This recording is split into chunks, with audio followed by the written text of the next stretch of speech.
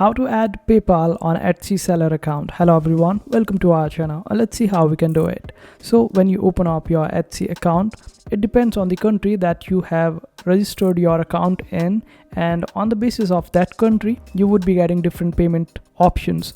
You can check out these payment options in your seller account.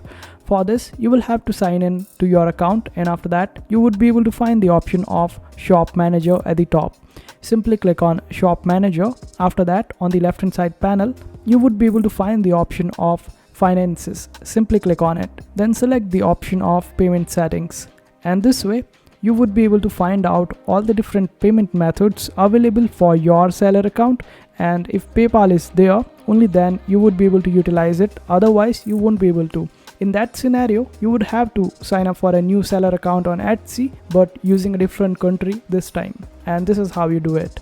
I hope this video was helpful. Make sure to hit that like button and also subscribe to our channel for more helpful videos.